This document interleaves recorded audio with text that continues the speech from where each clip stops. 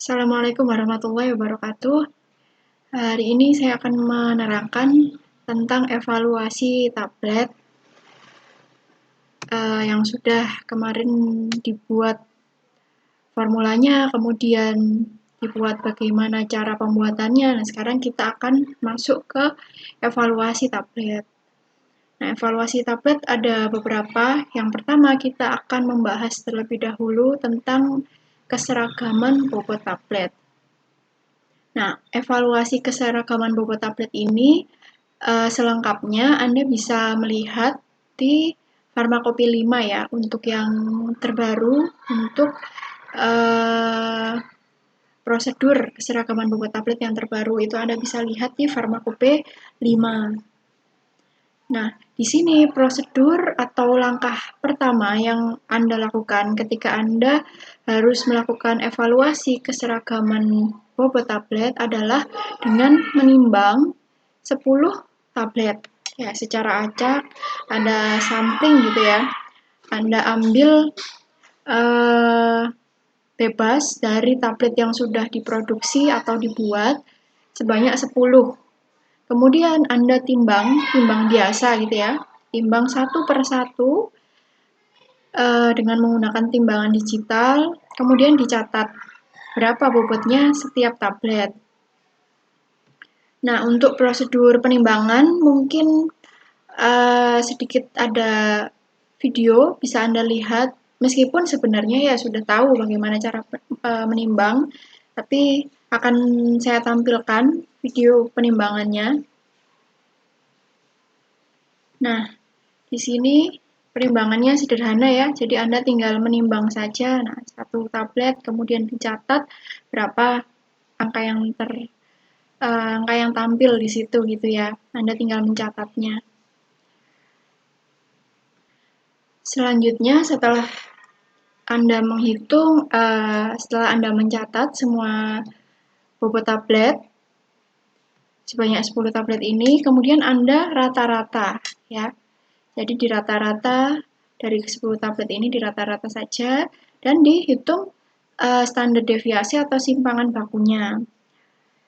Nah, rumus untuk menghitung standar deviasi Anda bisa mencari banyak ya, ada di Google, Anda searching saja rumus simpangan baku sampel gitu ya.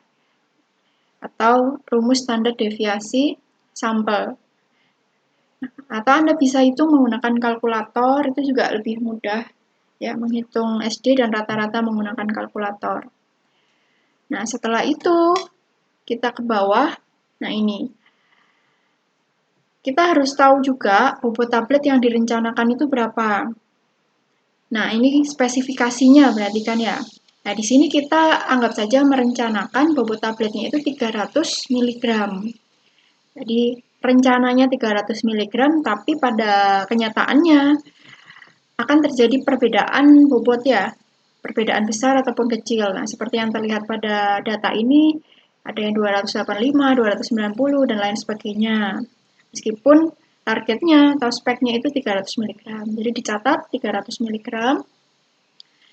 Kemudian bobot bahan aktif sesuai etiket ya. Ini berarti kan tergantung dari apa bahan aktifnya, kadarnya berapa gitu ya. Jadi ini kita ambil permisalan saja. Jadi contohnya bahan aktif tersebut memiliki kadar 80 mg di etiketnya ya, tertulisnya 80 mg. Itu kita tulis sebagai B. Lalu kita cari hasil penetapan kadar bahan aktif atau dalam kurung Y. Jadi penetapan kadarnya. Jadi diuji, setelah diuji tablet tersebut diuji. Nah, kadarnya ini terbaca berapa miligram. Nah, di sini data yang saya berikan kadar terbaca 79,4 mg. Jadi dari uji penetapan kadar hasilnya 79,4 mg, dari etiketnya yaitu 80 mg. Lalu kita hitung A. A ini rumusnya Y dibagi dengan B dikali 100%. Nah, Y-nya ini dari sini ya 79,4, kemudian dibagi B 80 dikali 100%. Anda tinggal tulis saja di sini 79,4 per 80 kali 100% sama dengan titik-titik persen gitu ya. Satuannya jadinya persen kan karena miligramnya hilang. Lanjut kita ke X bawahnya. X ini kita hitung dengan rumus bobot masing-masing tablet dibagi bobot rata-rata tablet dikali nilai A. Misal, tablet ke-10 ini bobotnya 285 mg. Ya, tulis 285 mg dibagi bobot rata-rata tablet. Bobot rata-rata ini Anda dapatkan dari merata-rata tablet ke-10 tablet ini ya. Berapa? Bagi rata-rata dikali nilai A. Nilai A tadi dari sini. Berapa persen kan tadi ya? Nah, setelah dihitung dapat berapa persen, Anda tulis di sebelah sini. Ini kolom X ya. Jadi ini tuh kolom X-nya.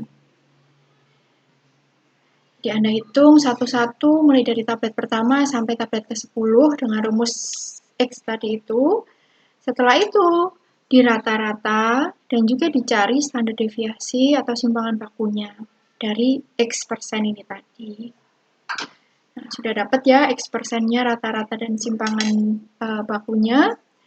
Nah, kita masuk ke angka selanjutnya. Nah, di sini bila dianggap T sama dengan 100. Nah, T ini Anda bisa cari di farmakope 5. Ya, jadi T ini kadar dalam persen yang jika di farmakope, jika secara umum, ya apabila tidak disebutkan pada monografinya, itu dianggap 100%. Atau jika di industri, itu ditentukan oleh spesifikasi dari masing-masing industri. Jadi ini kadar sediaan ya dibandingkan dengan etiketnya. Kita anggap T-nya di sini 100% gitu. Maka ada 3 kemungkinan nilai penerimaan. Jadi untuk mengetahui bahwa keseragaman bobot itu memenuhi syarat atau tidak, kita harus menghitung NP ini atau nilai penerimaan ini. Nah, NP ini untuk T yang sama dengan 100 itu ada 3 kemungkinan NP-nya. Kemungkinan yang pertama, apabila X rata-ratanya itu lebih dari sama dengan 98,5 atau kurang dari sama dengan 101,5. Jangan lupa X rata-rata ini didapatkan dari sini ya. Dari X yang ini kemudian dirata-rata. Kemudian dibandingkan atau dikelompokkan, dia masuknya kelompok yang mana? Misal hasil X rata-ratanya itu 99, berarti kan masuk yang kelompok 1 ini ya. Atau bila dia 97 masuk ke sini, atau dia 105 masuknya ke sini.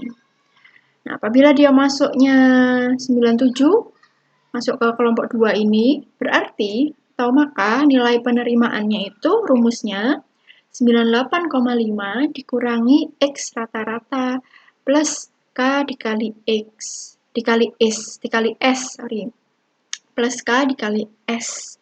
Ya. K-nya ini 2,4 ya, jika N sama dengan 10. N ini sampel tabletnya tadi ya. Tabletnya kan sama dengan 10, jadi K-nya 2,4. Kalau di farmakope itu ada 2 ya, N sama dengan 10 atau N sama dengan 30. Kalau N sama dengan 30, K-nya sama dengan 2. S itu standar deviasinya ya dari yang ini tadi, standar deviasi X ini tadi ya. Anda tulis berapa di sini S-nya, itu kemudian dihitung ya. Di KS-nya dulu ya dikali, kemudian ditambah X rata-rata, setelah itu 98,5 dikurangi ini tadi. Apabila masuk ke kelompok yang ketiga, jika X rata-ratanya lebih dari 101,5%, maka rumusnya menggunakan rumus yang ini ya. Gitu. Lalu Anda hitung NP-nya di sini berapa ya, berdasarkan rumus ini. Jadi rumusnya nanti hanya salah satu saja ya yang dipakai, sesuai dengan kelompok mana dia masuknya itu tadi. Setelah itu, persyaratan nilai penerimaan itu maksimum yang diperbolehkan itu adalah 15. Ini untuk L1 atau sampelnya 10 itu maksimum adalah 15. Jadi apabila dia 16, 17, berarti sudah tidak memenuhi nilai penerimaannya. Apabila dia masih 15 ke bawah, itu masih memenuhi persyaratan. Jadi ditulis di sini, memenuhi persyaratan atau tidak, gitu ya kesimpulannya. Nah, ini untuk keseragaman bobot sampai di sini. Jadi Anda menghitung nilai penerimaan. Begitu. Nah, selanjutnya kita masuk ke keseragaman ukuran. Keseragaman ukuran tablet. Kalau keseragaman ukuran tablet, kita menghitung diameter dan juga tebal dari tablet. Ya. Diameter dan tebal ini kita menggunakan alat yang namanya jangka sorong. Ya. Nah, akan saya putarkan video pengukuran dengan menggunakan jangka sorong ini.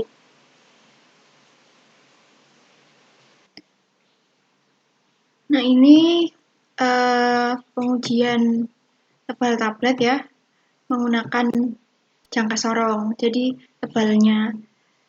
Nah, jadi jangan lupa ini ya, posisi tabletnya itu harus dia mengukur tebalnya ya.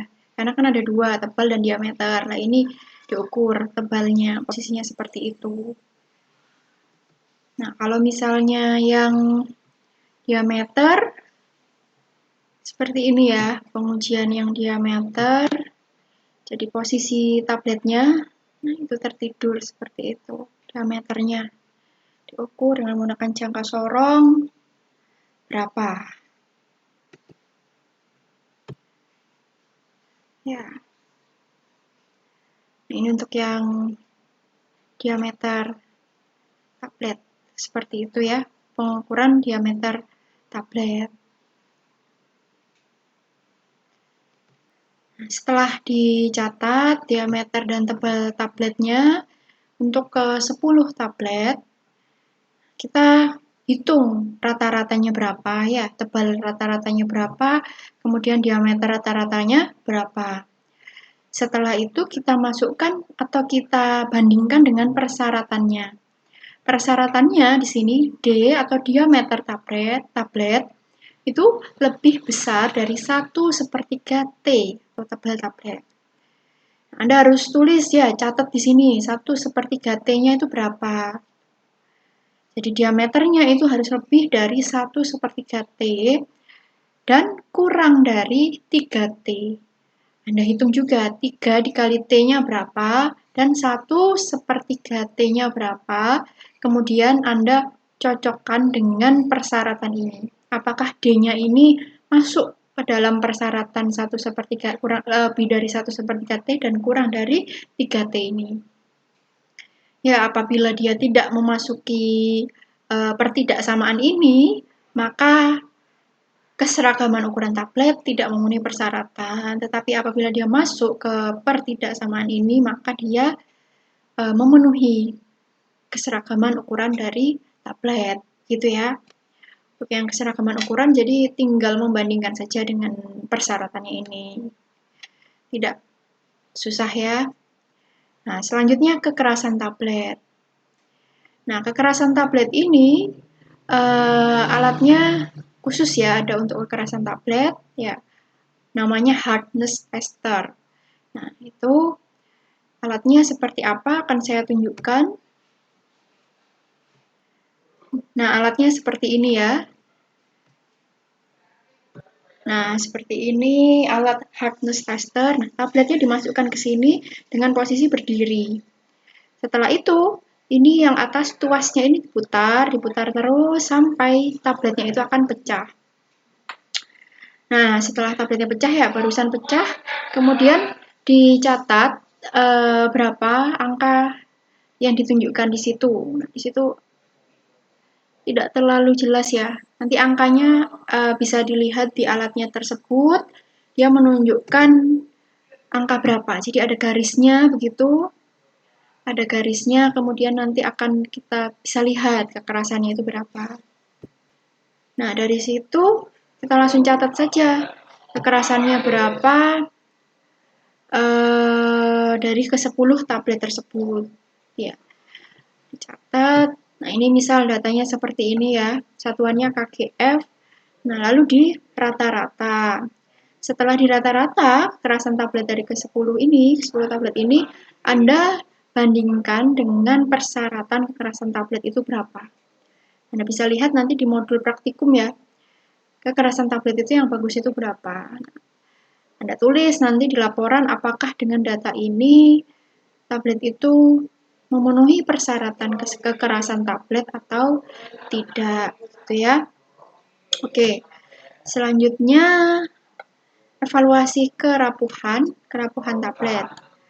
Nah, kerapuhan tablet itu Anda harus menghitung atau mencatat bobot tablet sebelum diuji dan juga bobot tablet setelah diuji. Ya, jadi jangan lupa sebelum diuji itu Anda juga harus timbang, ya, timbang bobot tabletnya itu. Nah, untuk menguji kerapuhan tablet ini biasanya menggunakan 10 atau 20 tablet, kemudian dimasukkan ke alat variabilitor, ya, variabilitor atau variability tester, gitu ya, namanya. Nah, untuk alatnya akan saya tunjukkan. Alatnya seperti ini, ya, variability testernya. Nah, tabletnya itu ini ya, tabletnya ini dimasukkan ke dalam alatnya. Kemudian disetting ya, waktunya 4 menit bisa. Setelah itu dia akan berputar, ya. Tapi sebelumnya jangan lupa ditimbang terlebih dahulu ya. Jangan lupa menimbang tablet sebelum diuji. Nah, ini kan menguji kerapuhan ya. Jadi bagaimana ketahanan dia ketika diputar-putar seperti ini ya. Bagaimana kerapuhan dia. Kerapuhan tablet tersebut setelah diputar. Nah, setelah selesai alatnya selesai bekerja dan waktunya selesai, nanti akan dicatat lagi atau ditimbang lagi bobot tabletnya ya. Tapi jangan lupa tabletnya dibersihkan terlebih dahulu ya, mungkin karena dia bergeseran dengan tablet yang lainnya. Nah, itu ada debu-debu. Nah, debu-debunya itu harus dibersihkan menggunakan kuas. Nah, setelah itu ditimbang dan dicatat bobot tablet setelah dilakukan pengujian. Itu ya.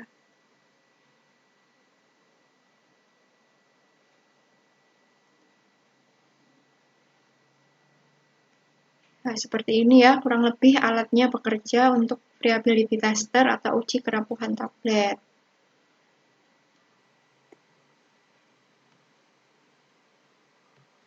Nah, sudah dicatat berapa bobot tablet setelah uji, kemudian Anda hitung berapa persen kerapuhannya.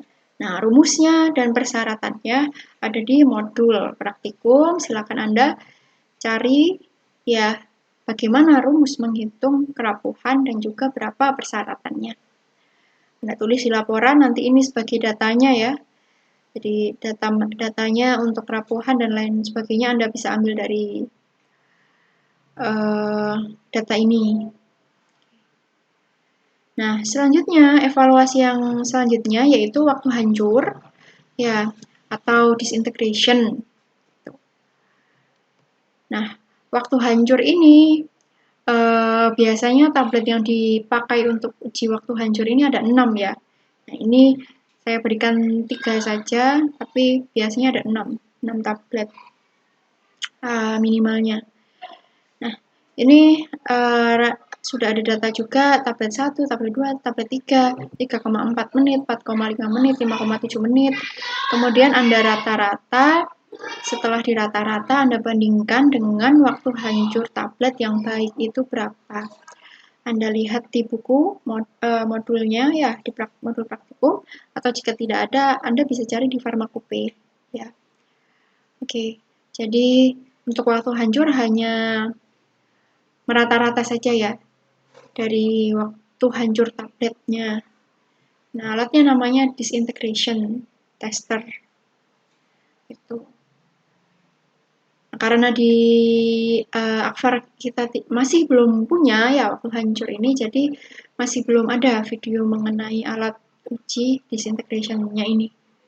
Ya, Anda bisa cari di internet ya, googling disintegration tester itu alatnya seperti apa. Ya, untuk gambaran saja. Oke, saya rasa cukup sampai sini untuk penjelasan evaluasi tablet. Apabila ada yang masih bingung atau ingin ditanyakan, silahkan tanyakan saja. Terima kasih. Assalamualaikum warahmatullahi wabarakatuh.